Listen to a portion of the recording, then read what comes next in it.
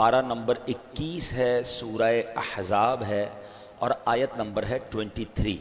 लेकिन इस आयत में एक शानदार अजीम शख्सियत और उस शख्सियत की ज़िंदगी में होने वाला एक दर्दनाक वाक़या उसको भी जानेंगे, क्योंकि 18 ज़ुल्हिज्जा हज़रत सैयदुना उस्मान गनी रदी अल्लाह ताला अन्हु खलीफतुल मुस्लिमीन अमीरुल मोमिनीन उस्मान बाहया रदी अल्लाह ताला अन्हु का यौम शहादत है। तो अब अगले 2-3 दिन बाद उनका यौम शहादत होगा।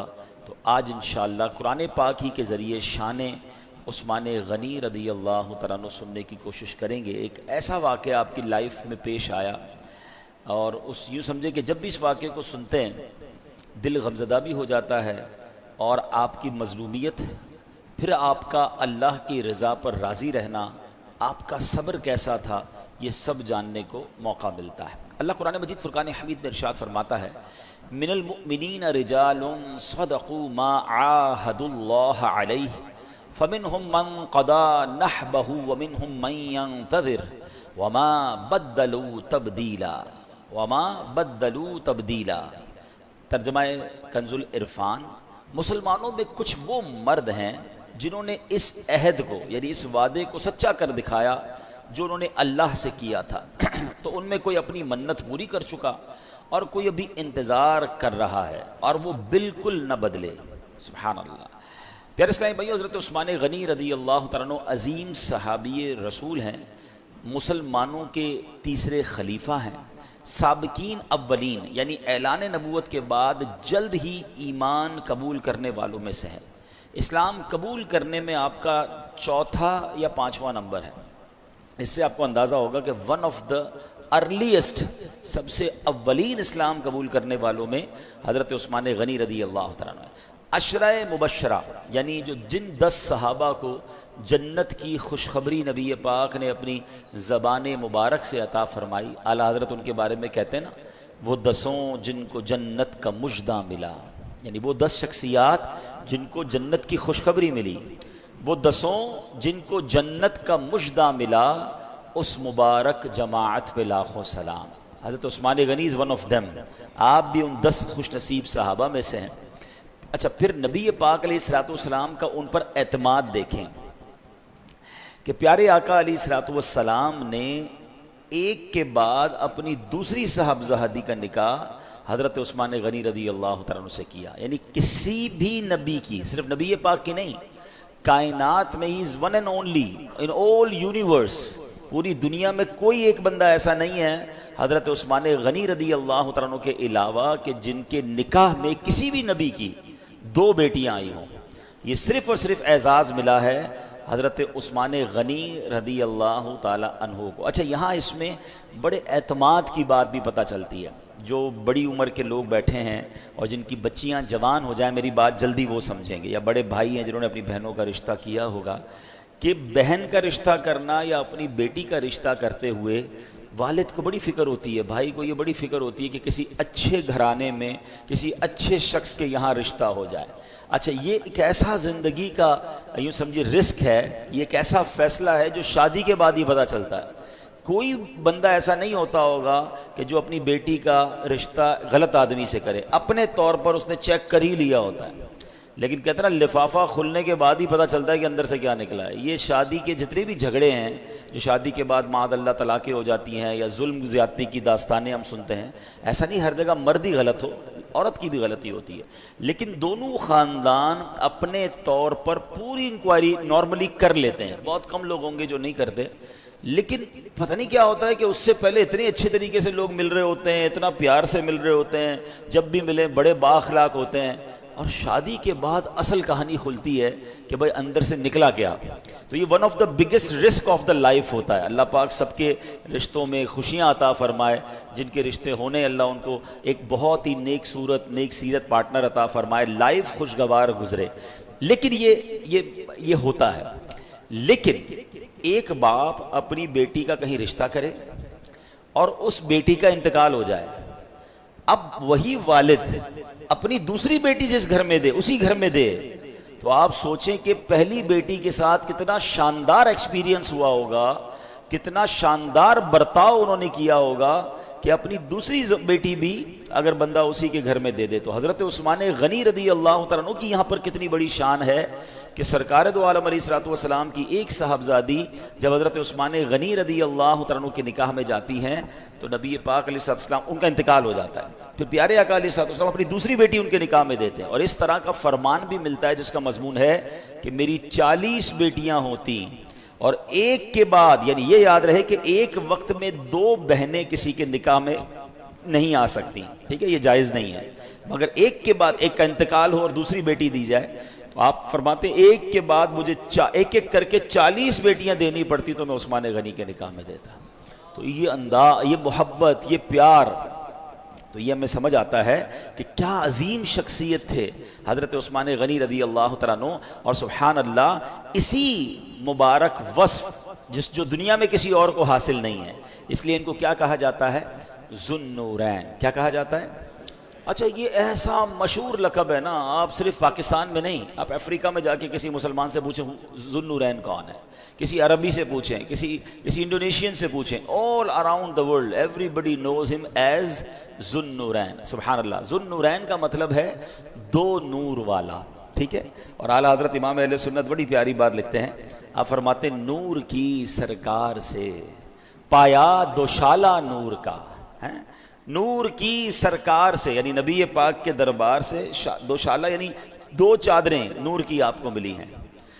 नूर की सरकार से पाया दोशाला नूर का, नूर की सरकार से पाया दोशाला नूर का, हो मुबारक तुमको ज़ुन्नूरैन जोड़ा नूर का। तो नबी पाक के दर से 2 नूर की चादरें अता हो गई और आप ज़ुन्नूरैन बन गए। अच्छा, सिर्फ इंसानों में आप ज़ुन्नूरैन नहीं हैं, मशहूर मौलाए कायनात मौला अली करमल्लाहु तआला वजहुल करीम। अब यहाँ इन खलीफतुल मुस्लिमीन सहाबाए किराम में आपस में प्यार देखें। मौला अली फरमाते हैं कि उस्मान वो हैं कि इन्हें फरिश्ते ज़ुन्नूरैन कहते हैं। रसूलुल्लाह सल्लल्लाहु अलैहि वसल्लम के दामाद हैं, प्यारे आका अलैहिस्सलातु वस्सलाम ने इन्हें जन्नत की बशारत दी है। ये कौन कह रहा है? मौला अली शेर खुदा करमल्लाहु तआला वजहुल करीम फरमाते हैं, नबी के नूर 2 लेकर वो ज़ुन्नूरैन कहलाए।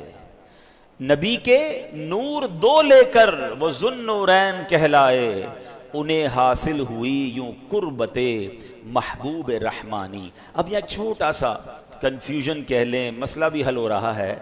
हर आदमी ज़ुन्नूरैन किसको कहता है? हज़रत उस्मान गनी को। ज़रा ज़ोर से नाम ले लें, हज़रत उस्मान गनी रदी अल्लाह तआला। सुभान अल्लाह, ठीक है, क्या अजीम हस्ती है। अब क्वेश्चन या कंफ्यूजन ये क्रिएट की जाती है कि जनाब नबी पाक नूर थे या नहीं थे। मुझे एक बात बताएं, जिसकी 2 साहबजादियां किसी के निकाह में आ जाएं, वो ज़ुन्नूरैन हो जाए, तो खुद नबी पाक के नूर का आलम क्या होगा। तो ये लफ्ज़ ज़ुन्नूरैन ही इस कन्फ्यूजन को क्लियर कर रहा है कि सुभान अल्लाह, मेरे आका तो वो हैं कि जिस पर नज़र फरमा दे उसे नूरानी फरमा देते हैं। तो नूर वाला आया है, नूर लेकर आया है सारे आलम में, ये देखो कैसा नूर छाया। मेरे आका ने तो इस आलम को जगमगा दिया। तो नबी पाक अल्हम्दुलिल्लाह अल्लाह की अता से हैं, वो नूर वाले हैं कि सुभान अल्लाह सारे आलम को आपने जगमगाया। सुभान अल्लाह। अब चलते हैं हज़रत उस्मान गनी रदी अल्लाह तआला अन्हु ने कितने साल खिलाफत की। आप हज़रत उमर फ़ारूक आज़म रदी अल्लाह तआला की जब शहादत हुई, हज़रत उमर फ़ारूक आज़म मुसलमानों के दूसरे खलीफा थे। सबसे पहले कौन थे? हज़रत अबू बकर सिद्दीक़ रज़ी अल्लाह तआला, फिर हज़रत उमर फ़ारूक। हज़रत उमर फ़ारूक की जब शहादत हुई तो मुसलमानों की अक्सरियत राय ने ये मशवरा किया और हज़रत उस्मान गनी खलीफा मुकर्रर हुए। 12 साल तक आप अमीरुल मोमिनीन यानी खलीफतुल मुस्लिमीन रहे। 18 ज़ुल्हिज्जा 35 सने हिजरी को कई दिन भूखे प्यासे रहकर नहायत मजलूमियत के साथ आप शहीद किए गए। हज़रत उस्मान गनी रदी अल्लाह तआला की शहादत जो है वो तारीख़ इस्लाम का एक बहुत ही अफसोसनाक सानिहा है। ये असल में कुदरत का एक राज था। हाँ, जो मैंने कुरान पाक की आयत पढ़ी है ना, अब आपको मैं समझाऊंगा। ये कुदरत का एक राज था जो होकर रहना था।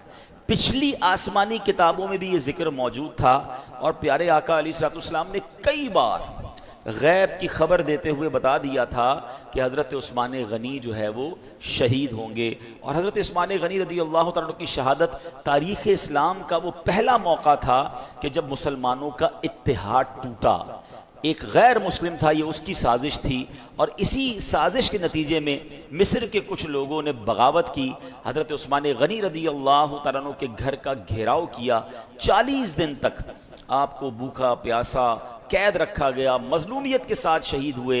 आपकी शहादत से हमें बहुत कुछ सीखने को मिलता है। हमने जो पारा 21 की सूरह अहज़ाब की 23वीं आयत सुनने की जो हमने सआदत पाई है, अब ज़रा इस आयत को एलोब्रेट करते हैं, मज़ीद समझते हैं। आयत करीमा की ज़रा मुख्तसर वजाहत सुनिएगा। मिनल मुमिनीना रिजालुन सदक़ू, मुसलमानों में कुछ मर्द वो हैं जिन्होंने सच्चा कर दिखाया। मा आहदुल्लाह अलैहि, क्या सच्चा कर दिखाया? उस वादे को, उस अहद को जो उन्होंने अल्लाह से किया था। उलमाए तफसीर फरमाते हैं कि हज़रत उस्मान गनी, हज़रत तलहा, हज़रत साद बिन ज़ैद, सैयदना अमीर हमज़ा रज़ी अल्लाह तआला और हज़रत मुसअब बिन उमैर और दीगर सहाबाए किराम ने अपने आप पर यह वादा ले लिया था, अहद किया था कि हम नबी पाक अलैहिस्सलाम के साथ आखिर वक्त तक रहेंगे, उनकी बात उनको फॉलो करेंगे, उनका साथ देंगे, यहाँ तक कि हम शहीद कर दिए जाएँ। तो चुनाचे ये अपने वादे पर आखिरी वक्त तक कायम रहे। अल्लाह फरमाता है फमिनहुम मन क़दा नहबहू, तो उनमें कोई अपनी मन्नत पूरी कर चुका। यानी हज़रत अमीर हमज़ा, हज़रत मुसअब बिन उमैर रज़ी अल्लाह तआला अन्हु ये शहादत का रुतबा पा चुके थे, अपना वादा पूरा कर दिया, मन्नत उनकी पूरी हो गई। और आगे कुरान कहता है वमिनहुम मन यंतज़िर वमा बद्दलू तब्दीला, और कोई अभी इंतज़ार कर रहा है और बिल्कुल ना बदले। तो हज़रत उस्मान गनी और हज़रत तलहा रज़ी अल्लाह तआला अन्हु वो थे जो इस रुतबे शहादत के इंतज़ार में हैं। और ये सब वो सहाबी हैं जो अपने वादे से बिल्कुल नहीं बदले। सुभान अल्लाह, यानी ये कुदरत की तरफ से होना था और ये मुंतज़िर थे शहादत के लिए, क्योंकि नबी पाक की ज़बानी भी सुन चुके थे, अपने आप से भी वादा ले लिया था, मौत से डरने वाले थे नहीं, और शहादत का मर्तबा मिल जाए तो सुभान अल्लाह। रिवायतों में आता है कि नबी पाक अलैहिस्सलाम एक बार ओहद पहाड़ तशरीफ़ ले गए। आप में से जो मदीने पाक गए हैं उन्होंने ओहद पहाड़ ज़रूर देखा होगा, और जो नहीं गए मैं दुआ करता हूँ अल्लाह पाक हम सबको जल्दी जल्दी मदीने की हाज़िरी अता फरमाए, बल्कि जो गए हैं अल्लाह उन्हें भी अता फरमाए, क्योंकि जो होकर आता है उसे और मोहब्बत बढ़ जाती है। मदीना मक्का वो शहर है जिसने नहीं देखा वो भी तड़प रहा है, जिसने देख लिया वो और तड़प रहा है। शरबते दीद ने एक आग लगाई दिल में, तपशे दिल को बढ़ाया है बुझाने न दिया। दिल में आग और बढ़ जाती है, मोहब्बत और बढ़ जाती है। तो जबल ओहद जो है वो बहुत बड़ा पहाड़ है, और ये पहाड़ के बारे में बताया जाता है कि ऑल टुगेदर ये 9 मील लंबा पहाड़ है। ये पूरा समझ लीजिए रेंज ऑफ माउंटेन्स है। और ये ओहद पहाड़ के बारे में नबी पाक अलैहिस्सलाम फरमाते हैं, जिसका मजमून है कि ओहद मुझसे मोहब्बत करता है, मैं ओहद से मोहब्बत करता हूँ और ये मेरे साथ जन्नत में जाएगा। अब ज़रा गौर कीजिए, पहाड़ नबी पाक से मोहब्बत कर रहा है, प्यारे आका फरमाते हैं हम इससे मोहब्बत करते हैं और ये जन्नत में भी हमारे साथ जाएगा। अब उलमा ने इसमें बड़ी प्यारी डिबेट की इस हदीस के तहत। मुझे बताइए, पहाड़ तो बेजान होता है ना, पत्थर होता है, पत्थर मोहब्बत कर रहा है नबी पाक से तो जन्नत में जाएगा, तो अगर उम्मती नबी पाक से मोहब्बत करेगा तो वो जन्नत में क्यों नहीं जाएगा? इसका मतलब ये हुआ कि मोहब्बत रसूल अगर सच्ची है तो इंशाअल्लाह ये बख्शिश का ज़रिया बन जाएगी। अच्छा, नबी पाक एक बार जबल ओहद पर तशरीफ़ ले गए। अच्छा, नबी पाक के साथ कौन कौन है, ज़रा अब ये थोड़ा सा याद रखना है आपने। हज़रत अबू बकर सिद्दीक हैं, ठीक है, हज़रत उमर फ़ारूक हैं और हज़रत उस्मान गनी हैं। यानी प्यारे आका अलैहिस्सलाम के साथ कौन कौन है? हज़रत अबू बकर सिद्दीक हैं, हज़रत उमर फ़ारूक हैं, हज़रत उस्मान गनी हैं और ख़ुद नबी पाक। 4 अफराद हैं। आप पहाड़ पर तशरीफ़ ले गए तो ओहद पहाड़ पर ज़लज़ला आना शुरू हो गया। अच्छा, अर्थक्वेक, ज़लज़ला आज भी वो आफत है जिसकी कोई प्रेडिक्शन नहीं कर सकता। दुनिया में होने वाले बहुत सारे हादसा पहले से पता चल जाते हैं, तूफान आने वाला है, आंधी आने वाली है, बारिश आने वाली है, फला चीज़, but nobody knows about earthquake. कब ज़लज़ला आएगा कभी भी पहले से नहीं बताया जा सकता।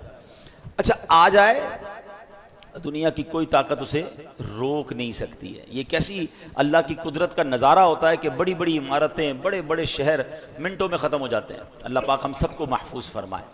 अब ज़लज़ला आ गया। ठीक है, और ये बात है 1400 साल पुरानी। जब जलजला आया तो सरकार दो आलम अलैहिस्सलाम का कमाल, नबी पाक का मौजज़ा और अथॉरिटी देखें। सरकार दो आलम अलैहिस्सलाम ने ओहद पहाड़ को ठोकर लगाई और फरमाया, ए ओहद रुक जा, तुझ पर एक नबी, एक सिद्दीक और 2 शहीद मौजूद हैं।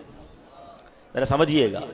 अच्छा अब मुझे बताइए, एक नबी कौन है? खुद नबी पाक अलैहिस्सलाम है। सिद्दीक कौन है? हज़रत अबू बकर सिद्दीक हैं। 2 शहीद कौन है? अब ये सोचने वाली बात है कि ये 2 शहीद कौन हैं? अल्लाह अकबर। और ये जो मैं हदीस बता रहा हूँ ये बुखारी शरीफ में है। चले एक और आज अकीदे का मसला भी हल हो जाएगा। शहीद तो बंदा दुनिया से जाने के बाद ही होता है ना, जिंदा जिंदा तो शहीद नहीं होता। हजरत उस्मान गनी साथ हैं, हजरत उमर फारूक साथ हैं, और आका क्या फरमा रहे? तुझ पर एक नबी, ए ओहद रुक जा, तुझ पर एक नबी, एक सिद्दीक और 2 शहीद हैं। हदीस कौन सी किताब में है? बुखारी शरीफ। ये भी याद रख लेना, ठीक है। इसका मतलब मेरे आका बाद में क्या होना ये जानते हैं कि हजरत उमर भी शहीद होंगे, हजरत उस्मान गनी भी शहीद होंगे। अच्छा इस मसले को मैं जरा आगे जाके बताता हूँ, मगर पहले जरा सरकार अलैहिस्सलाम के कमाल की तो बात कर लें। कैसी ठोकर है, कैसी एड़ियां हैं कि जनाब जब नबी पाक ने ओहद पहाड़ को ठोकर लगाई तो वो जलजला रुक गया, ओहद पहाड़ साकित हो गया। सुभान अल्लाह। इश्क वाले कहते हैं जलजला नहीं था, ओहद तो नबी पाक की आमद पर झूम रहा था, झूम रहा था कि मेरी किस्मत जाग उठी कि सरकार दो आलम हजरत अबू बकर सिद्दीक, हजरत उमर फारूक, हजरत उस्मान गनी मुझ पर आ गए। मगर साइंटिफिकली हम क्या कहेंगे? जनाब जलजला था और नबी पाक की ठोकर से रुक गया। आए हाय, सरकार दो आलम अलैहिस्सलाम ऐसा मौजज़ा दिखाएं और सैयदी आला हजरत का कलम खामोश रह जाए। आप कहते हैं एक ठोकर से ओहद का जलजला जाता रहा, एक ठोकर से ओहद का जलजला जाता रहा, रखती हैं कितना वकार अल्लाह अकबर एड़ियां। यानी नबी पाक की उन मुबारक एड़ियों की शान तो देखें कि आका ठोकर लगाते हैं और ओहद का जलजला रुक जाता है। तो ये तो सरकार अलैहिस्सलाम का मौजज़ा।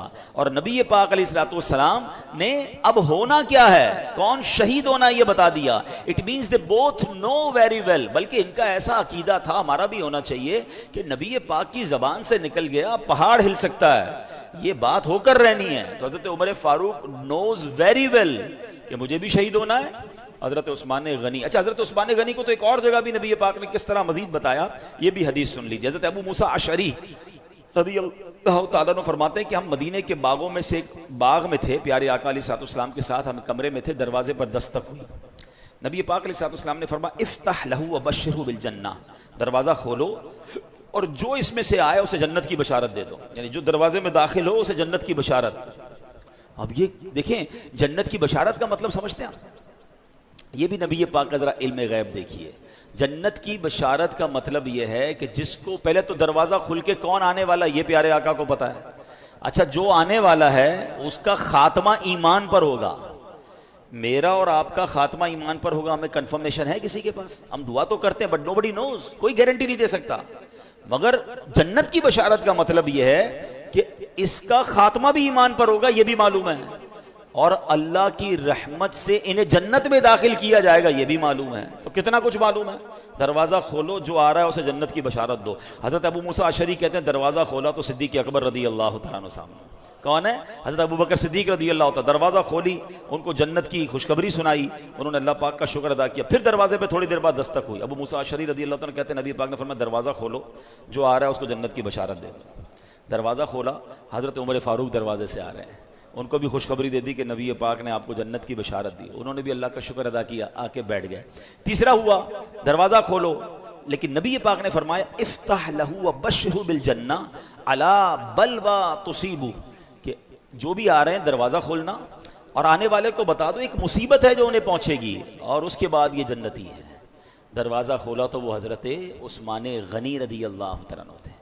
लुक एट द नजर पाक ऑफ रसूल पाक अलैहिस्सलाम। उनको ये भी पता है दरवाजे के पीछे कौन है, ये भी पता है उनके साथ क्या होना है, और ये भी पता है वो जन्नती हैं, वो शहीद भी होंगे, तकलीफ भी पहुंचेगी और जन्नत में भी जाएंगे।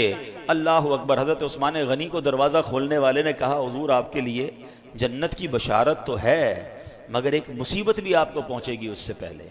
क्या दिल है, क्या क्या जज्बा है, क्या सब्र है। उस्मान गनी रदी अल्लाह तआला कहते हैं, अच्छा जनाब पहले ये भी चलो कंफर्मेशन हो, जो लोग कहते हैं ना बात किया करो भाई हदीस की कुरान की, ये हदीस भी बुखारी शरीफ में मौजूद है। देखिए कितने सारे अकायद के बाब खुलते चले जा रहे हैं कि नबी पाक अलैहिस्सलाम के पास कौन सी नॉलेज थी, नॉलेज ऑफ अनसीन थी या नहीं, इल्म गैब था कि नहीं। मुझे बताओ, शहीद होना है उससे पहले नबी पाक ओहद पहाड़ पे खड़े होकर बता रहे हैं, और इस बाग के अंदर प्यारे आका फरमा रहे हैं दरवाजा खोलो जन्नत की खुशखबरी दे दो। इससे ज्यादा नॉलेज, अल्लाह अकबर। और हजरत उस्मान गनी के साथ कुछ होना यह भी बता दिया। सैयदना उस्मान गनी रदी अल्लाह तआला अन्हु वो क्या करते हैं, जब उनको ये पता चला कि एक मुसीबत भी पहुंचेगी और मैं शहीद भी हो जाऊंगा, तो जन्नत की खुशखबरी मिलने पर अल्लाह का शुक्र अदा किया। और मुसीबत के बारे में कहते हैं अल्लाहुल मुस्तआन, अल्लाह मददगार है, अगर मुसीबत आनी है तो अल्लाह की मदद से मैं उसमें भी कामयाब हो जाऊंगा। अच्छा यहाँ एक और बात सुनने समझने वाले, अच्छा ये थोड़ा सा मैं रिलेट करूंगा करबला वालों से भी। इमाम हुसैन रदी अल्लाह तआला अन्हु, उनकी शहादत की खबर भी बचपन से बड़ी मशहूर थी। नबी पाक को बचपन में फरिश्तों ने आके बता दिया था कि ये शहीद होंगे। बीबी फातिमा को पता था, मौला अली को पता था। यहाँ भी आपने समझ लिया कि हजरत उस्मान गनी को भी पता था, हजरत उमर फारूक को भी पता था आप शहीद होंगे। ना करबला वालों ने और ना हजरत उमर फारूक, हजरत उस्मान गनी ने कभी नबी पाक से कहा हो कि हुजूर आपकी दुआएं तो रब कबूल फरमाता है, आप तो अल्लाह के हबीब हैं, दुआ कर दें। बीबी फातिमा कहती कि हुजूर दुआ करें आपके नवासे हुसैन को शहीद ना किया जाए। मौला अली कहते हैं हुजूर इतना प्यार करते हैं हुसैन से, आप इन बच्चों को अपने कांधों पर सवारी करते हैं, अल्लाह से दुआ करें करबला के मैदान में भूखा प्यासा इन्हें शहीद ना किया जाए। हजरत उमर फारूक कहते हैं नबी पाक से, हजरत उस्मान गनी कहते हैं हुजूर आपने कहा था हम शहीद होंगे, आप करम कर दें, हमें इस मुसीबत से बचा लें। नहीं, ये बड़ी कमाल की बात है। उनके पास सरकार दो आलम अलैहिस्सलातु वस्सलाम थे। नो बड़ी आस्क, किसी ने नहीं कहा सरकार दो आलम अलैहिस्सलातु वस्सलाम से क्यों। वो सब इम्तिहान के लिए राजी थे, वो सब इम्तिहान के लिए प्रिपेयर थे, उन्हें खुशी थी, उस इम्तिहान की भी खुशी थी कि अगर रब इसी में राजी है तो हम रब की इम्तिहान में राजी हैं, हम इस आजमाइश में राजी हैं। ये सीखने वाली बातें इन वाकयात से हजरत उस्मान गनी को मालूम था।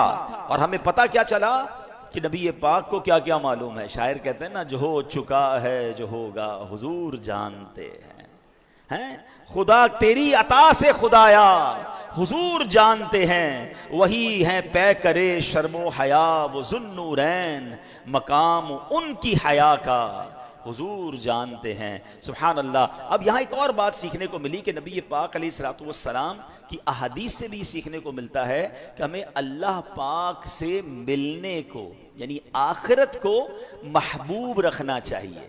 हम तो मौत से डरते हैं ना, नेक लोग नहीं डरते, अल्लाह वाले नहीं डरते। हदीस पाक सुनिए, मन अहब्ब लिका अल्लाही अहब्ब अल्लाहु लिकाअहू, जो अल्लाह पाक से मुलाकात का शौक रखता है अल्लाह पाक भी उसकी मुलाकात को पसंद फरमाता है। हाय हाय, अल्लाह ऐसा शौक दे कि रब से मुलाकात का शौक हो जाए। दुनिया में इतना गर्क हो जाते हैं कि मरने से डर लग रहा होता है लोगों को, अरे सब छूट जाएगा, सारी लग्जरी चली जाएंगी, सारी चीजें चली जाएंगी, मरना फिर भी है। जिसको दुनिया से बहुत ज्यादा मोहब्बत है, जो मरना नहीं चाहता, मरना उसको भी पड़ेगा, लेकिन मजा यह है कि बंदा दुनिया में रहकर अगर आखिरत को महबूब कर ले तो ना मरने का खौफ होगा, ना जनाब तकलीफ होगी, बल्कि बंदा राजी रहेगा। वो कहते हैं ना, जान दे दो वादे दीदार पर। जो आशिक रसूल है ना, उसको मौत तो तोहफा लगती है, मोमिन के लिए मौत तोहफा है। क्यों? कब्र में सरकार का जलवा देखेंगे ना। जान दे दो वादे दीदार पर, नकद अपना दाम हो ही जाएगा। वो शायर कहते हैं ना कि कब्र में तशरीफ लाएंगे मुस्तफ़ा, आदत बना रहा हूँ दुरूदो सलाम की। तो आशिक रसूल तो इंतज़ार में है कि जनाब जब तक जीना है, नेकियों की ज़िंदगी गुजारनी है, नमाजों की ज़िंदगी गुजारनी है, सुन्नतों पर इंशाअल्लाह ज़िंदगी गुजारनी है। और जब दुनिया से जाने का वक्त होगा तो गम किस बात का, वहाँ सरकार दो आलम अलैहिस्सलातु वस्सलाम का दीदार मिलेगा, अल्लाह से महशर के दिन मुलाकात होगी और रब की बारगाह, क्योंकि उसको ये कॉन्फिडेंस है कि मैंने तो नबी पाक की गुलामी में जिंदगी गुजारी है, शरीयत पर अमल करके जिंदगी गुजारी है। एक जुमला मैंने सुना था जिसको कहते हैं ना, रोंगटे खड़े हो गए थे। वो एक साहब कह रहे थे, बड़ी प्यारी बात थी।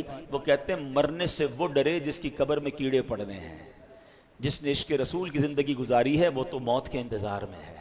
तो ये फर्क है ना, जिसको डर लग रहा है कि यार हराम कमा रहा हूं, हराम खा रहा हूं, नमाजें कज़ा कर रहा हूं, अल्लाह को नाराज कर रहा हूं, तो मर गया तो मैं तो मारा जाऊंगा। मगर जिसको पता है कि मेरी लाइफ अल्लाह रसूल की फर्मा बरदारी में गुजर रही है, तो फिर ये हदीस कैसी है, मन अहब्ब लिका अल्लाह, जो अल्लाह से मुलाकात का शौक रखता है, अहब्बल्लाहु लिकाअहु, अल्लाह भी उससे मुलाकात पसंद फरमाता है। तो सुभान अल्लाह, मुफ्ती अहमद यार खान नईमी रहमतुल्लाहि तआला अलैह फरमाते हैं कि हदीस पाक में अल्लाह पाक की मुलाकात से मुराद मौत है, क्योंकि मौत ही अल्लाह पाक से मुलाकात का जरिया है। मगर अल्लाह पाक से मुलाकात को पसंद करने का यह माना नहीं कि बंदा मौत की आरजू करे, ये तो अच्छी बात नहीं है कि मरने की दुआएं करे, ये मना है। अल्लाह पाक से मुलाकात को पसंद करने का माना यह है कि बंदा दुनिया में दिल न लगाए, आखिरत की तैयारी करे, हर वक्त अल्लाह पाक की रजा वाले कामों में मसरूफ हो। ऐसे बंदे को अल्लाह पाक पसंद फरमाता है। इसकी जिंदगी भी अल्लाह पाक को प्यारी है, इसकी मौत भी अल्लाह पाक को प्यारी है। तो ऐ मेरे प्यारे इस्लामी भाइयों, ये बात हमें समझनी है। अब हजरत उस्मान गनी रदी अल्लाह तआला अन्हु की शहादत का वाकया कैसे हुआ। हजरत उस्मान गनी की खिलाफत का आखिरी साल था। कुछ मुनाफिकों ने आपके खिलाफ साजिश रचाई, नतीजतन मिस्र के लोगों ने आपके खिलाफ बगावत कर दी, मदीना पाक में आकर आपके घर का घेराव किया। हजरत उस्मान गनी अंदर हैं, अब आपको बाहर भी नहीं निकलने दिया जा रहा, बाहर से खाने पीने का कोई सामान भी अंदर नहीं जाने दिया जा रहा। कई दिन आपने इसी तरह गुजार लिए। आपके चाहने वालों ने बार बार आपसे अर्ज की, आलिजा अर्ज आप इरशाद फरमाइए, इन बागियों को कुछ देर में हम हटा देंगे। मगर आपका एक ही वादा था कि नबी पाक अलैहिस्सलाम ने मुझसे वादा फरमाया है, मैं इस पर सब्र करता रहूंगा। कुछ राज की बातें थी जो नबी पाक ने हजरत उस्मान गनी से फरमाई थी। आपने अपनी शहादत कबूल की, मदीना मुनव्वरा की सरजमीन पर खून रेजी को पसंद नहीं फरमाया। हजरत उस्मान गनी के पास हजरत इमाम हसन भी आए, मौला अली ने भी पैगाम भिजवाया, आप हुक्म दें, हम इन सब बागियों को तहस नहस करके रख देंगे। मगर आपने सबको मना किया, बल्कि यहां तक कहा कि अगर आपने लड़ाई भी की, आपने तलवार भी उठाई, मदीने में खून भी बहाया, शहादत फिर भी मेरी होनी है, क्योंकि ये कुदरत का फैसला है और मैं इसके लिए राजी हूं। अल्लाह अकबर। आप इत्मीनान से नमाजें पढ़ते रहे, इत्मीनान से तिलावत कुरान करते रहे और सुभान अल्लाह, आपने इसी तरह अपनी जान अल्लाह के सुपुर्द कर दी। दाता गंजबख्श अली हजवेरी रहमतुल्लाहि तआला अलैह हजरत उस्मान गनी की इस अदा को किस तरह एलोबरेट करते हैं, किस तरह समझाते हैं। आप फरमाते हैं कि जब मुहासरा चल रहा था, बागी बाहर खड़े थे, हजरत हसन मुज्तबा इमाम हसन नबी पाक के नवासे रदी अल्लाह तआला अन्हु हजरत उस्मान गनी के पास आकर कहा कि अमीरुल मोमिनीन हमें इजाजत दीजिए। आपने इजाजत नहीं दी, कहा है भतीजे घर जाइए, आराम कीजिए, तकदीर का लिखा गालिब आ जाएगा और हमें खून बहाने की हाजत नहीं है।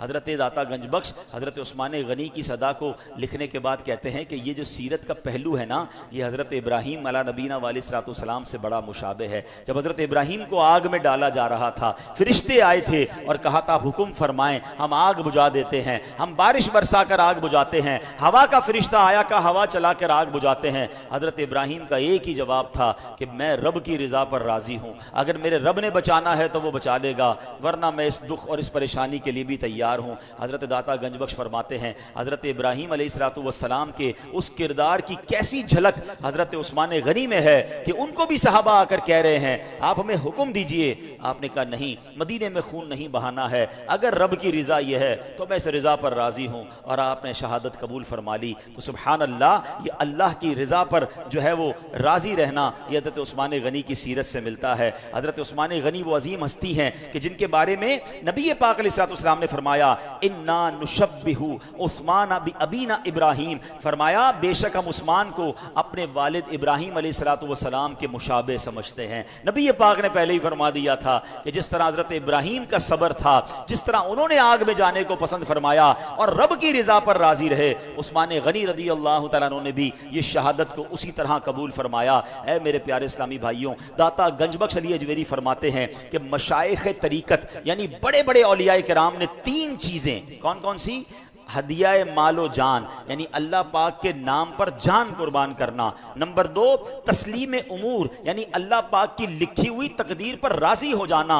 और नंबर 3 इखलास यानी हमेशा अल्लाह के लिए, अल्लाह की रिजा का तलबगार रहना। ये तीन खास औसाफ बड़े बड़े औलिया किराम ने हज़रत उस्मान गनी रदी अल्लाह तआला अन्हु से सीखे हैं। तो सुबहान अल्लाह, ऐसी अजीम हस्ती हैं। अब यहाँ हमें आखिर में सबक ये लेना है, 40 दिन का मुहासरा है, भूख प्यास है और जनाब बाहर तलवार लिए बागी खड़े हैं, मगर आप इंतहाई मुश्किल में भी साबिर हैं, नमाजें पढ़ रहे हैं, तिलावत कर रहे हैं, अल्लाह की रज़ा पर राज़ी हैं, अल्लाह से मुलाकात के लिए राज़ी हैं, शहादत के लिए राज़ी हैं। बल्कि कुरान कहता है ये तो मुंतज़िर हैं कि कब हमें शहादत नसीब हो जाए। हमने क्या सीखना है इस अजीम हस्ती के इस वाक़े से। हज़रत उस्मान गनी पर जब मुझे बयान करना था, नॉर्मली जब हम उनकी सीरत पर बयान करते हैं, हम उनकी सखावत पर बात करते हैं, उनकी हया पर बात करते हैं, उनकी इस्लाम पर कुर्बानियों पर बात करते हैं। अल्हम्दुलिल्लाह मौका मिलेगा वो दोबारा भी करेंगे, मगर ये जो पहलू है नॉर्मली इसको डिस्कस नहीं किया जाता कि शहादत के वक्त जो आपका अंदाज था,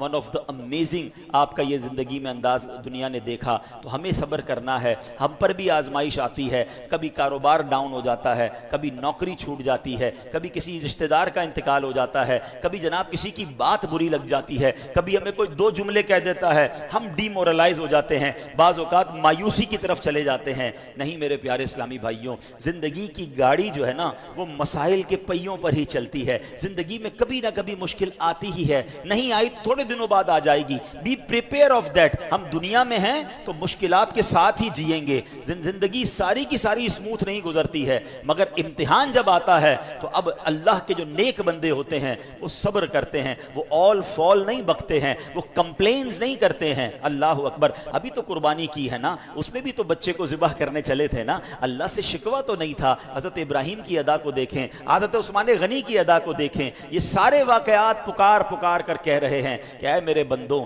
जब मुश्किल आए तो सब्र करना, अल्लाह की रज़ा पर राज़ी रहना, क्योंकि जो सब्र करता है फिर अल्लाह कुरान में फरमाता है इन्नल्लाह मअस्साबिरीन। फिर जब अल्लाह की रहमत सब्र करने वालों के साथ हो जाती है, उनके काम आसान हो जाते हैं, उनके काम बड़े अच्छे हो जाते हैं और अल्लाह उनको अपनी बारगाह में बड़े बुलंद मर्तबे अता फरमाता है। आखिरी हदीस सुनाकर आपको मजीद तसल्ली हो जाएगी, अपना बयान ख़त्म करता हूँ। हदीस पाक का मजमून है, अल्लाह की बारगाह में कुछ लोगों का एक मर्तबा लिखा होता है, ठीक है, और वो नमाजें पढ़ के इबादत करके उस मर्तबे, उस कैलिबर, उस स्टेज पर नहीं पहुंच पा रहे होते, इतनी इबादत नहीं कर रहे होते।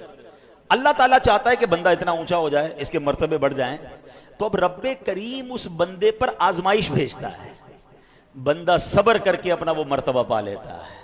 अब सच बताओ, बीमारी आई, नुकसान हुआ, टेंशन आई, प्रॉब्लम आई, ये तो मेरे दर्जे बढ़ाने आई थी, और हाय मेरी बेसब्री, मैंने शिकवे करके, शिकायत करके, कंप्लेन करके फिर नहीं मिलेगा दर्जा। अगर आपने सारी बेसब्री कर दी फिर तो आपने वो चांस खो दिया ना। तो बी प्रिपेयर फॉर दैट। ज़बां पर शिकवे रंजो अलम लाया नहीं करते, ज़बां पर शिकवे रंजो अलम लाया नहीं करते, नबी के नाम लेवा गम से घबराया नहीं करते। हिम्मत में रहें, अल्लाह की रज़ा पर राज़ी रहें और अल्लाह से ये कहते रहें, मेरे मौला मैं तेरी रज़ा पर राज़ी हूँ, मुश्किलें भी हैं तूने अता की हैं, मैं राज़ी हूँ। एक जुमला और सुन लो ताकि और टेंशन रिलीज हो जाएगी। मुसीबतें और परेशानियाँ छोटों को मिटाने आती हैं, बड़ों को बनाने आती हैं। जब किसी वक्त पर टेंशन आए ना और आपको लगे मैं बिखर रहा हूँ, मैं टूट रहा हूँ, तो समझ लो अभी बड़ा छोटा सा हूँ।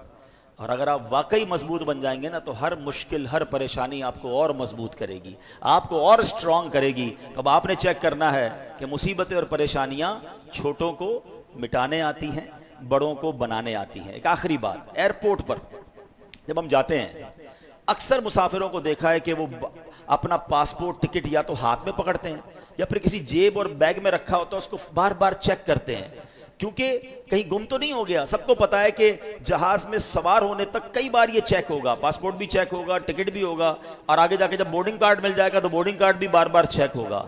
गलती से कहीं गुम हो गया तो ऐसा ना हो हम फ्लाइट में सवार होने से रह जाएं। ऐसा ही होता है ना। ऐसा ही मामला हमारे ईमान का और अच्छे अमल का है, आमाले सालेहा का है। याद रखें, ये हमारे पासपोर्ट और टिकट हैं जन्नत में जाने के लिए। चेक करते रहें ईमान हाथ में है कि नहीं है। आमाले सालेहा निकल तो नहीं गए, नेकियां खत्म तो नहीं हो गई, बोर्डिंग कार्ड ही नहीं होगा, पासपोर्ट ही नहीं होगा, तो कैसे फ्लाइट में जाएंगे। यूं समझिए कि जन्नत में जाने का जो पासपोर्ट है ना वो ईमान है। विदाउट ईमान जन्नत में कोई नहीं जाएगा, तो ईमान संभालना है।